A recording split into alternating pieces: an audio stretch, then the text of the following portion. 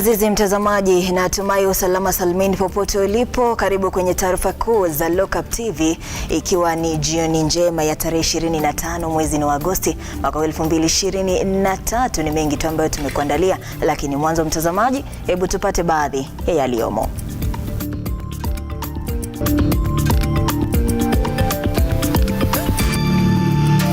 Baadhi ya taarifa kuu. Mimi nataka kukuambia usiwe na wasiwasi. Sisi hatutaki nusu mkate. Mkate gani? Nusu mkate gani? Kinara wa upinzani Raila Odinga hoji hana haja na serikali ya nusu mkate na kurai pande zote mbili kuendelea na mazungumzo, huku mazungumzo yakiendelea hii leo. I want to reassure the farmer that we will not be intimidated to cow in. We have put in place measures to cushion farmers in case the market is negatively affected. Naibu Rais Rigathi Gachagua na Waziri wa Kilimo Mithika Linturi waahidi kuimarisha kilimo cha kahawa na kukabiliana na makateli. Hakika ya kwamba wakifanya uchunguzi watashika wale watu ambao walifanya hivyo vitendo, manake ni watu ambao majina nimewapa, ninawajua. Mwakilishi wa kike kaunti ya Kirinyaga Jane Njeri ahoji atawafungulia mashtaka waliomshambulia na kumshutumu gavana Waiguru kuhusu ghasia alizofanyiwa Jumanne zilizomwacha na majeraha. Na kwenye spoti, vipusa wa volleyball Malkia Strikers watuzwa baada ya kunyakua ubingwa wa Afrika wa volleyball kwa mara ya 10. Pale pembeni mtazamaji, nitakuwa na msaidizi wangu kwa lugha ya ishara, jina lake Filista Adondo, nami jina langu ni Roga Ival.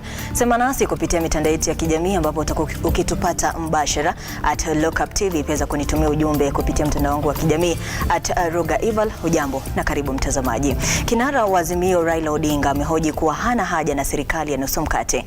Akizungumza leo kwenye hafla ya mazishi ya shujaa wa Maumau John Kiboko huko Katuki Nyandarua, Raila anasema kuwa mazungumzo ya kitaifa yatasaidia kuangazia masuala tata ya Wakenya. Kwa upande wake, Naibu Rais Rigathi Gachagua aliyehudhuria mazishi hayo amesema Maumau wanapaswa kupewa ardhi ambayo inamilikiwa na wachache.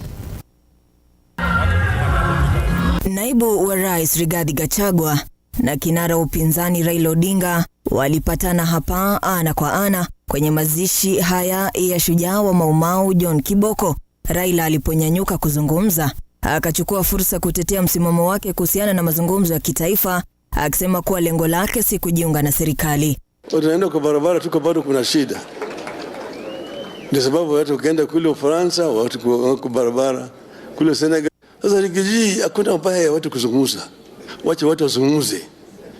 Hata kama wewe hutaki kusikia maneno yangu, lakini sikiza tu.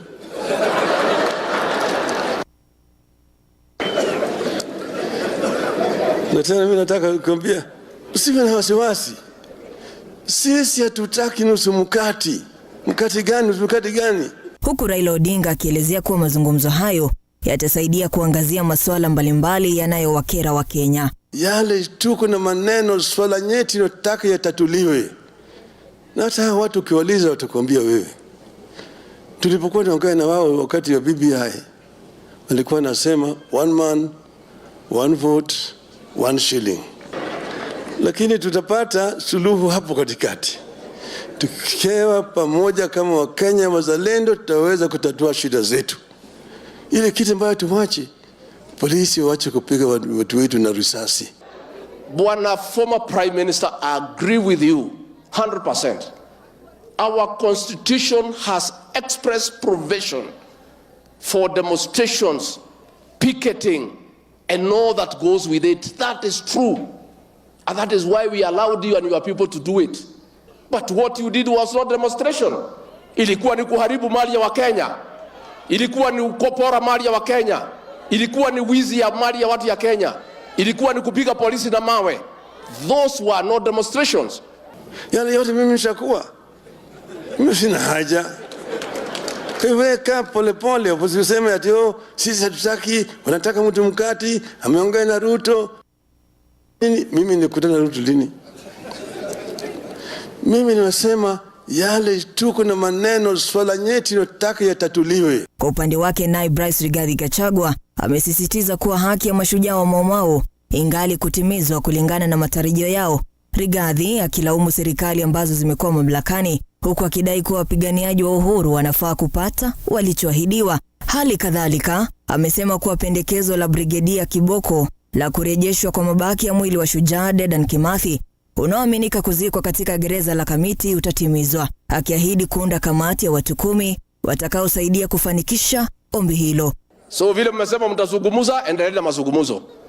Sisi tumetuma Kimani Ichung'wa, wewe umetuma Kalonzo, waendelee. Mimi na rais tuko kwa mambo ya barabara, tuko kwa mambo ya maji, tuko kwa mambo ya stima. Azimio iko tayari kuongea. Wacha Kimani Ichung'wa ongea na Kalonzo. Na huyo kaa kando, RUTO kae kando, Raila kae kando. Brigedia Kiboko alifariki wiki jana alipokuwa akipokea matibabu katika hospitali ya Nairobi. Roga Ivan, Lookuptv. Spika wa bunge la Seneti Amason Kingi ameitisha vikao vya dharura vya Seneti wiki ijayo tarehe 29 mwezi huu. Kwenye vikao hivyo Seneti inatarajiwa kupitisha kamati ya kitaifa ya mazungumzo ya uwiano. Haya yanajiri huku wajumbe wa mazungumzo hayo wakikongamana katika ukumbi wa Bomas kuendelea na mazungumzo. Stanley Lugaria na taarifa kamili. Kamati ya kitaifa ya mazungumzo ya uwiano inayoongozwa na mbunge Kimani Ichung'wa na Kalonzo Musyoka katika ukumbi wa Bomas imeweza kuafikiana kukutana na kusaini mfumo wa mazungumzo yatachukua mnamo Jumatano juma lijalo, baada ya kuafikiana kwa pamoja kabla ya kuipa umma nafasi kuwasilisha hoja zao kwenye mazungumzo hayo. Kusema kweli tu, hata hayo tumeyajadili na kila mmoja hapa ana hakika kwamba mazungumzo haya yana umuhimu mkubwa sana.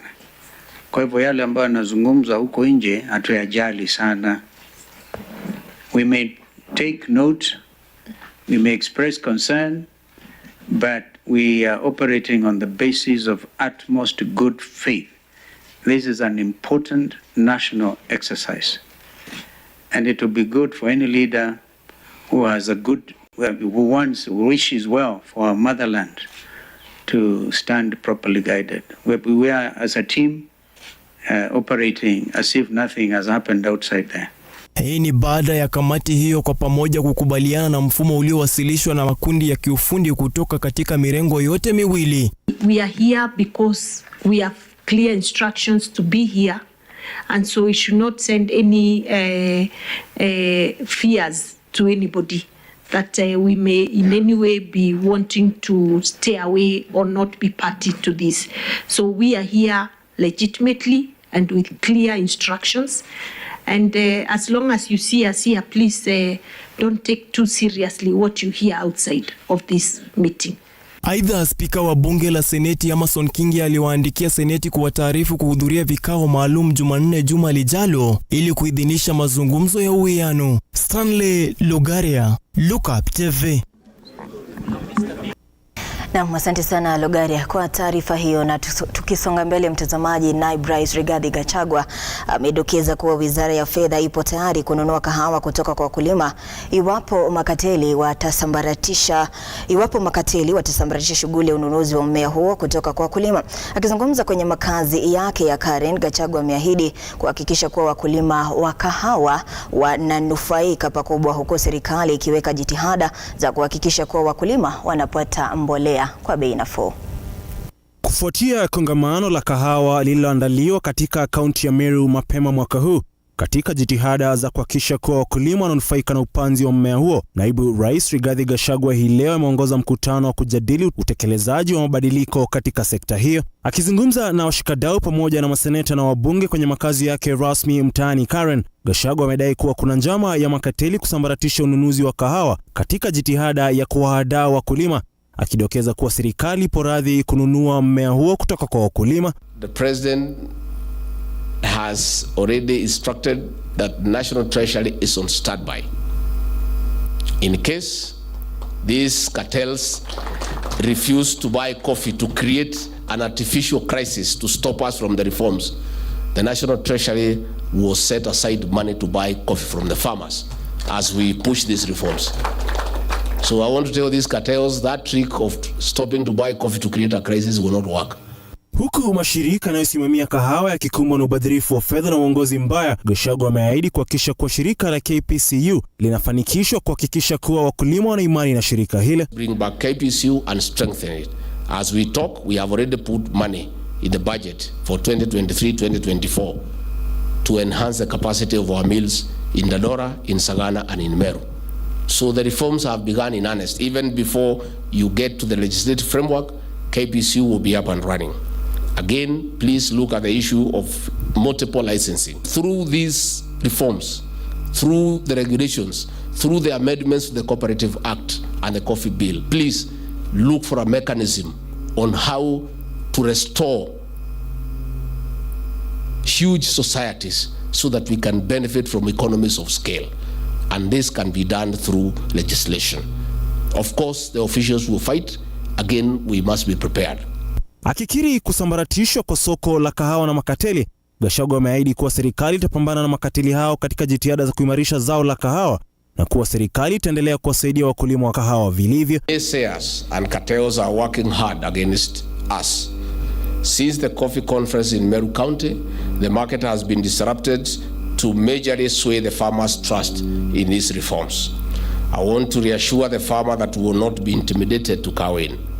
We have put in place measures to cushion farmers in case the market is negatively affected as we undertake this radical surgery. Waziri wa mashirika Simon Chelugui kwa upande wake amedokeza kuwa baadhi ya mabadiliko yaliyopendekezwa kuimarisha mashirika ya kahawa tayari yameanza. The licensing of farmers through their county-based cooperative unions to access Nairobi Coffee Exchange and international markets by removing the need for middlemen has already been done. The 11 cooperative unions, namely Meru, Tharaka Nithi, Embu, Machakos, Murang'a, Kiambu, Kipkelion, Baringo, Mount Elgon, Bungoma, and Kusi have already been licensed and they are actively participating in Nairobi Coffee Exchange. Ian Keitani, Lookuptv. Rais William RUTO ameapa kukaza kamba katika vita dhidi ya ufisadi nchini kwenye ziara yake Rais Ijumaa kaunti ya Kisii na Nyamira. Rais amesisitiza kuwa ufisadi unazidi kulemaza maendeleo ya taifa. Na nimetangaza maneno ya ufisadi Kenya hii itakoma. Hakuna mtu ataendesha mambo ya ufisadi kwa hii Kenya. Wafisadi wote maneno yao ni tatu. Number 1, wahame Kenya. Number 2, waende jela. Number 3, wasafiri waende mbinguni. Hakuna maneno mengine. There is no other place ya kujificha. Pesa ya wananchi ni pesa ya wananchi. Tumekubaliana? And we are not going to compromise with anybody, whoever you are, whatever political party you belong, which religion you come from, which community you come from, which county you come from. We are going to deal decisively and conclusively with corruption in Kenya so that we can protect public property and public resources and use them for the good of the people of Kenya. But be cautious, Your Excellency, that even those ones who will be cheering you, some of them, they want your protection. After plundering public resources, you as our president, I want to plead with you. Cross the country. Tafadhali. Kwa sababu usiposimamisha sasa mambo ya wizi, hata baada ya wewe kutoka itaendelea. Lakini ukikata hiyo mizizi, nimejaribu hapa Kisii, pia napambana na wengine. Mimi nataka niulize ndugu zetu, tuwache kuhadaa wa Kenya. Ati tukifanya maandamano, tuharibu mali ya wananchi, tuharibu biashara ya watu, tuchome lami. Saa hii tumekuja hapa kuanzisha hii lami tujenge. Mimi nataka niwaulize, mnataka hii pesa tunatumia kutengeneza hii lami ati mtu wakuja wakishe moto hapa haribu achome lami? Naye mwakilishi wa kike kaunti ya Kirinyaga Njeri Maina amefika katika afisi ya idara ya upelelezi DCI mji wa Kirugaya ili kuandikisha ripoti baada ya kujeruhiwa vibaya wakati wa malumbano baina ya makundi mawili hasimu. Hebu tupate taarifa hiyo kwa kina.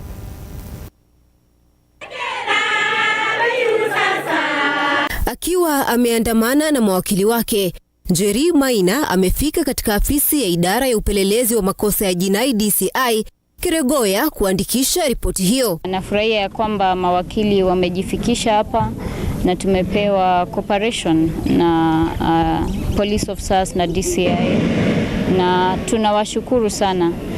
Manake tunajua ya kwamba wao ndio wanalinda usalama na mimi nina uhakika ya kwamba wakifanya uchunguzi watashika wale watu ambao walifanya hivyo vitendo. Kulingana na wakili wake ambaye pia ni mbunge wa Raila Odinga Apinga, tayari mteja wake ameandikisha majina ya wahuni waliomvamia ambao aliwatambua wakati wa mashambulizi hayo. It is our expectation that because she was assaulted by people she is able to identify, we expect that they will finish the investigations quickly and bring those people to book. And therefore the first aspect is the criminal prosecution for this heinous act. Machafuko hayo yalishuhudiwa pale watu wanaoshukiwa kuwa wafuasi wa gavana Anne Waiguru walipojitokeza kuwakatiza wanahabari wakati walikuwa wakiandamana na mwakilishi wadi wa Baragwi David Mathenge hadi kituoni kuandikisha ripoti kuhusu madai ya kuharibu mradi wa maji wa serikali ya kaunti. Lakini wajue sisi tunakuja pia. Wajue kwamba hata sisi kesho hizo vitu wamekalia tutazikalia. Lakini sisi hatutakandamiza wananchi. Sisi tutawatetea. Na mimi Gasheri hakuna siku ambayo nitakosa kutetea wananchi. Amina Abdurrahman, runinga ya Lookuptv. Naam, asante sana Amina. Na tukisonga mbele, mtazamaji, mama mmoja mjane anatafuta haki baada ya watoto wake wawili kunajisiwa na jamaa mmoja katika eneo la Nyamache, kaunti ya Kisii. Hii ikiwa ni baada ya mshukiwa huyo kuwatishia watoto hao kwa kisu na kuwalazimisha kuvuta bangi kisha kutekeleza unyama huo. Mama huyo mjane analilia haki baada ya watoto wake wawili kunajisiwa na jamaa mmoja. Yadaiwa walikuwa wametoka shule kuelekea nyumbani wakati kisa hicho kilitokea. Kulingana na kijana aliyetendewa unyama huo, mshukiwa huyo alimlazimisha kuvuta bangi na yeye, iliyomfanya akose ufahamu, na hapo ndipo alipodhulumiwa. Nilikuwa natoka shule, huyo Charles Kirandi akanipata, akaniambia kuja nitembee hii zaidi. Akaniambia ukinifuati, kuna bali, kuna mali tunaenda, tunaketi. Kufika huko akatoa pangi kwa mfuko. Akaniambia fute hiki kitu. Kufuta nikasikia usingizi. Kwa hivyo akatoa kisu kwa mfuko, akanitishia, akaniambia ukipiga nduru nitakudunga na hiyo kisu. Akaleta kamba akanifunga kwa mti, akaniambia inama. Uinama, akaanza kunifanyia hiki kitendo. Kijana huyo pia anaelezea kwa mdogo wake alifanywa kitendo hicho sehemu hiyo aliponajisiwa. Akizungumza katika hospitali ya Kisii, mama ya watoto hao amelalamikia utepetevu wa maafisa wa polisi hata baada ya kuelezea chifu wa eneo hilo kuhusu tendo hilo. OCPD wa Nyamache aidha amesema kuwa uchunguzi unaendelea baada ya kuthibitisha kisa hicho. Faith Bonareri, Lookuptv.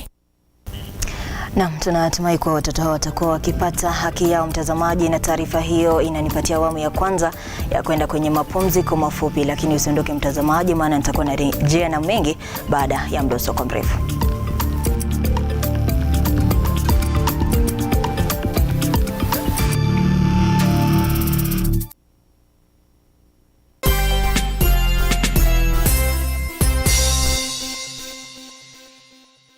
Realize your home ownership dream by investing in Brookvale Tuala, a magnificent prime residential property located in Ongata Rongai. Brookvale Tuala by Safaricom Investment Cooperative overlooks the majestic Ngong Hills and lies only 24 kilometers from Nairobi CBD. The project boasts of well-serviced plots with a perimeter wall, graded roads and a borehole. 50 by 100 plots are going for 1.4 million shillings with a flexible payment plan of up to 6 months. To book your plot, call 0729 121212 today. Safaricom Investment Cooperative, the investment partner of choice.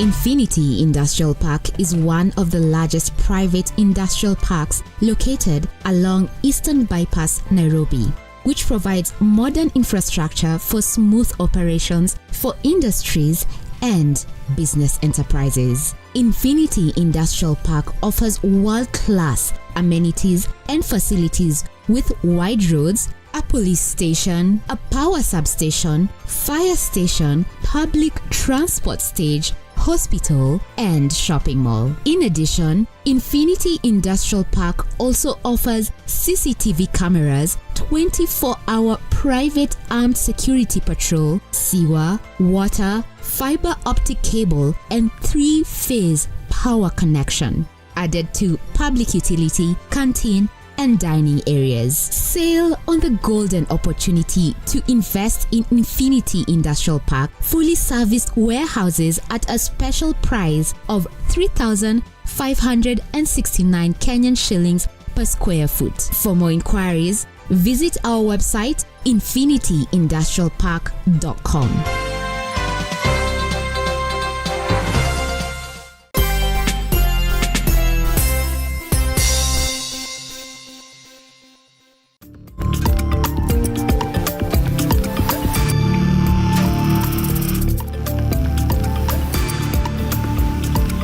Naam, karibu tena mtazamaji, unaendelea kupokea moja kwa moja taarifa kuu za Lookuptv.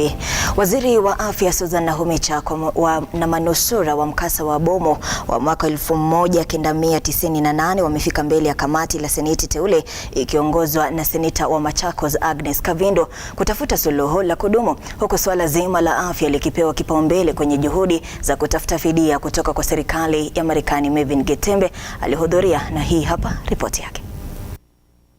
Kila kunapokucha hali inazidi kubadilika na kuwa hata mbaya zaidi. Manusura wanazidi kuumia kutokana na makovu ya mkasa wa mwaka 1998. Wengi wanaishi kwa hofu kubwa kufuatia maumivu makali na machungu ya viungo vya mwili. I wear high heels not because I didn't get injured, but I have back problems. Hata mara nyingine watu wengine husema mzee, mbona unapenda kofia? Lakini huwa sababu zake ni kutuliza pale mahali. Mara nyingine huwa nasikia yani kisunzi, giddiness. Ni wazazi ambao wameishi kusaidiwa na jamaa yao ambao sasa wengi wamefika mwisho kwani mifuko yao haiwezi tena. A few years after she got a stroke and she hasn't fully recovered from it, so she couldn't provide for us even before the stroke, and we've had to rely on our relatives for support. Kilio chao, ombi lao, simanzi na mafadhaiko yao vitasikizwa na serikali gani? Waziri wa Afya Susan Nakhumicha anayepi kwa waadhiriwa hawa? But you'll agree with me that it is important that we do a current assessment. What is the current status of the survivors? That will be very important. It cannot be done by anybody. It has to be done by medical personnel. So I'll go together, back to the ministry, put together a team, multi-sectoral, multidisciplinary, with the different specialities to be able to look at the issues that have been raised. Ms. Rose spoke about permanent disability that they have to live with. I think we, as a ministry, we recognize that, and it is unfortunate that currently NHIF does not cover assistive technology. But that is something that we are working on. Miaka 25 baadaye baada ya mkasa, vikao vya mabunge yote mawili vimekuwa vikiketi, ila mwafaka na suluhu ya kudumu haijapatikana. For all those funds that are in place and the bill at the National Assembly.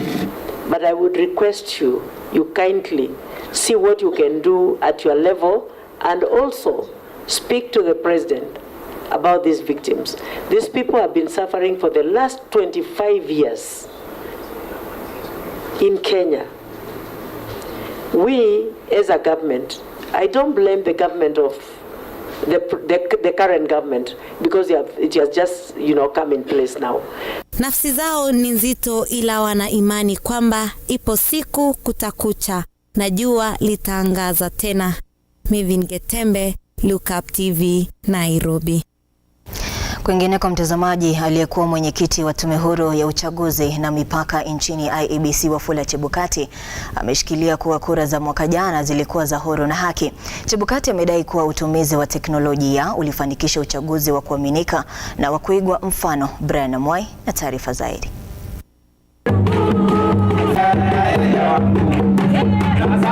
Mahakama Kuu ya Kakamega sasa imemwagiza aliyekuwa katibu mkuu wa kanisa la Evangelical Free Mission Moses Swali kuwasilisha nyaraka na makao makuu ya kanisa hilo. Mimi kuhusu shida ambayo imekuwa kwa kanisa kwa muda mrefu tangu 2010 Moses Swali Chebukati aliyekuwa mwenyekiti wa tume huru ya uchaguzi na mipaka ya Kenya IEBC amepasua mbarika tangu kura za mwaka jana. Chebukati ambaye alisimamia uchaguzi uliopingwa amedai kwamba uchaguzi mkuu wa nchi uliofanyika mwaka jana ulikuwa huru zaidi na wa haki na wenye uaminifu zaidi katika historia yake. How did we do it differently in 2022? The previous years, and particularly 2017, there were issues with transmission of results. There were issues of transmission of results in 2013 general election. But lessons learned from previous elections then helped us plan better in 2022. What we did in 2022 is we said we are not transmitting the text message of the results from the polling stations, because what happens when you transmit the text and then the results forms comes, there's always a problem between the text and the result forms, and then that creates room for misinformation and disinformation again. Chebukati alifanya tangazo hili wakati wa mhadhara wa hivi karibuni kwenye nafasi ya teknolojia katika kuboresha uadilifu wa mchakato wa uchaguzi nchini Kenya. The security feature here then is each form that 4As has a QR code specific to that polling station. So you cannot transmit this form from any other device or from any other polling station. And that's what we did differently. We created a QR code, a 15-digit QR code for each polling station. Matamshi ya Chebukati yanakuja siku chache baada ya balozi wa Marekani nchini Kenya, Meg Whitman, kuisifu nchi kwa kuifanikisha uchaguzi wa kihistoria na kuaminika. Hata hivyo, dai lake linapingana na msimamo wa azimio la Umoja wa Kenya ambao wamedai kwamba uchaguzi wa mwaka 2022 ulikuwa na ukosefu wa uaminifu na kutilia shaka ushindi wa Rais William Ruto. Brian Amwai, Lookuptv, Nairobi. Na asante sana Amwai. Mtazamaji, sasa tuelekee kwenye kaunti. Baada ya zaidi ya mwongo mzima wa vita vya uongozi ndani ya kanisa la Evangelical Free Mission Church nchini Kenya ukiongozwa na Paulo Isaac, sasa uongozi wa kanisa hilo unashabikia ushindi katika kesi iliyoamuliwa na mahakama kuu ya Kakamega. Vita hivi vilianza mwaka 2010 baada ya Moses Swali kung'atuliwa katika cheo chake, na hii ikapelekea kugombana kwa umiliki wa makao makuu ya kanisa hilo.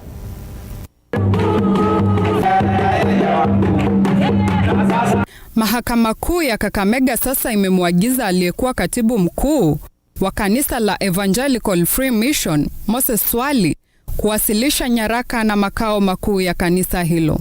Mimi kuhusu shida ambayo imekuwa kwa kanisa kwa muda mrefu tangu 2010, Moses Swali ametusumbua sana.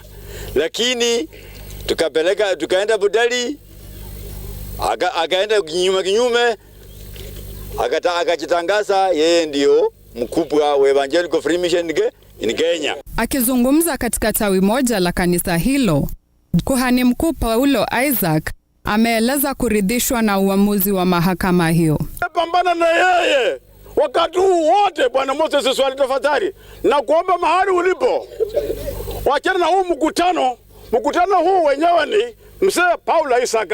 Kwengineko, wazee wa baraza la wazee wa Luo wakiongozwa na makamu mwenyekiti mzee James Ayaga wameshutumu naibu rais Rigathi Gachagua kwa kile wanachokitaja kama kuendeleza siasa badala ya kumuunga mkono rais na kufanya kazi. Now, I've always talked about captivity of RUTO by the Chagwa, Kimani Chungwa, Ndindi Nyoro and Moses Kuria.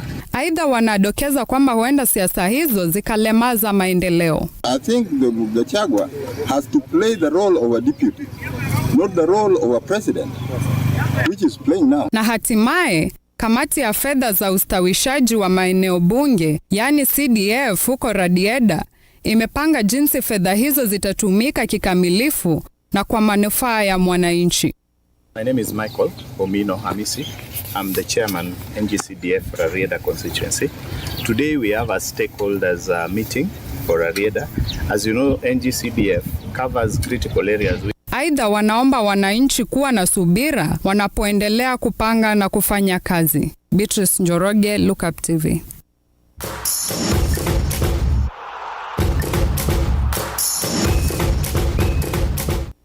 Safi. Jina langu ni Robert Chacha, RC, karibu kwenye safu ya sport makinike viwanjani. Tuanze. Baada ya kunyakua ubingwa wa bara Afrika mara ya 10, Malkia Strikers waliweza kutuzwa hao wachezaji akiwemo Immaculate Nekesa pamoja na Sharon Chepchumba. Wachezaji hawa walituzwa MVP, taarifa ambayo nimekuandalia.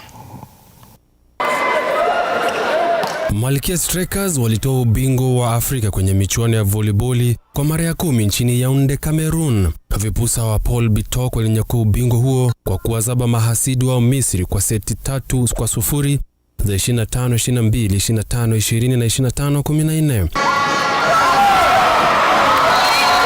Wachezaji wa Kenya walituzwa tuzo bora kwa kuonyesha mchezo mzuri, huku Immaculate Nekesa akitunukiwa zawadi ya seta bora sawia na Sharon Chepchumba. Kikosi hicho kinatarajiwa kufika nchini hapo kesho. Kwanza nasikia vizuri juu nimequalify Olympics mara ya pili tena. Sasa ni kuomba Mungu aendelee kutupatia good health na pia tuendelee kujikaza so that we can go there and show the world that Africa we are the best. Amini kutoka tuanze pooling yetu mpaka tumemaliza. Actually nilikuwa najiona mimi ni mzuri, so nilikuwa tu ni prove. Robert Chacha, safu ya sporti.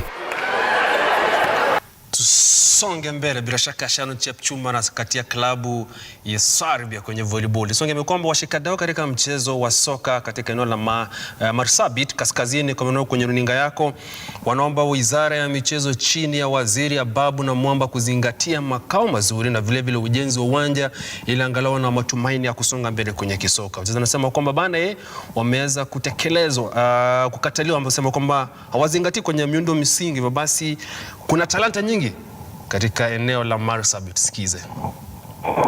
Level in football, but unfortunately we could not get any sponsors or anyone who can support us.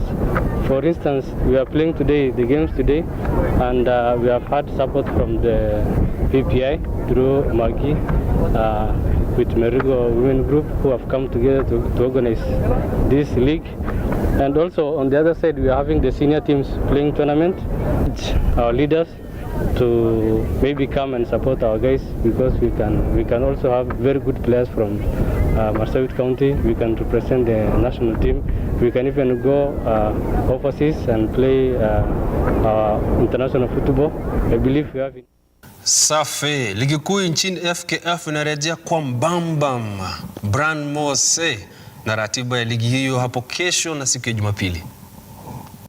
Msimu wa mwaka 2023-24 wa ligi kuu Kenya kwa maana ya FKFPL utakuwa unang'wananga weekend hii, wakati mechi kadhaa zimepangwa kuchezwa. Bingwa mtetezi wa ligi hiyo Gor Mahia ataanza heka yake ya kutetea taji lake, wakati atakuwa anacheza na Batoto ba Mungu kwa maana ya Sofapaka ndani ya uga wa kimataifa wa Moi Sports Center Kasarani, yakiwa ni majira ya saa 9. Baada hiyo siku ya Jumamosi kutakuwa na mechi zingine. Bandari watakuwa nyumbani Mbaraki kucheza dhidi ya Tusker. Nzega Sugar watakuwa nyumbani ugani Sudi kaunti ya Bungoma kucheza dhidi ya Ulinzi Stars. Kariobangi Sharks watafunga udhia wa mechi za Jumamosi dhidi ya Kenya Police ugani Kasarani Annex. Siku ya Jumapili Posta Rangers watacheza dhidi ya Bidco United ndani ya uga wa kimataifa wa Moi Sports Center Kasarani ikiwa ni saa 9. AFC Leopards wacheze na Talanta ugani Nyayo. Halafu nao Simba wa Nairobi kwa maana ya Nairobi City Stars wacheze dhidi ya Muhoroni Youth ugani Kasarani Annex. Nao wageni ligeni Shabana watafunga udhia dhidi ya wageni wenza ligini, hawa ni Murangasil ndani ya uga wa Raila Odinga maeneo ya Homa Bay. Brian Mose, runinga ya Lookuptv. Brian Mose, taarifa kuntu heka ya FKF. Sasa leo usiku Chelsea, Luton, hii ni EPL, alafu kesho ni Bournemouth, Tottenham, Wolves, Everton, West Ham, Brighton, ama ukipenda Brighton, klabu ya Ruga Arsenal watakuwa wanacheza Jumapili, alafu Newcastle dhidi ya Liverpool. Itakuwa ni kibarua kweli. Jina langu ni Robert Chacha, RC. Weekend fresh, tukutane katika safu ya sporti dhidi ya MYCA walikuwa nchini Norway, ambao kuna sakata soka lao la kirafiki bana. Kwa heri.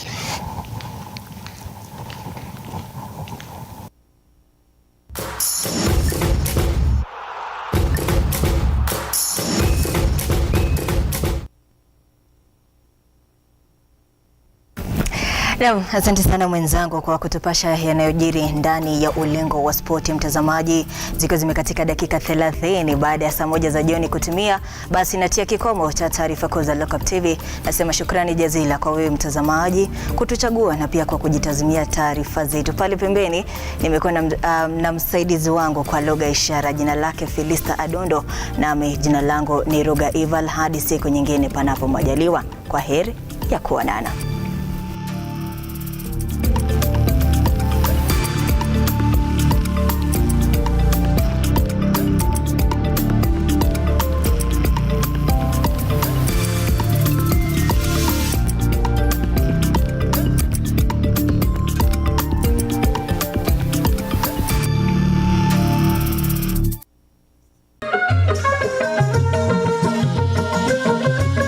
Karibu mtazamaji kwenye kipindi cha jamii.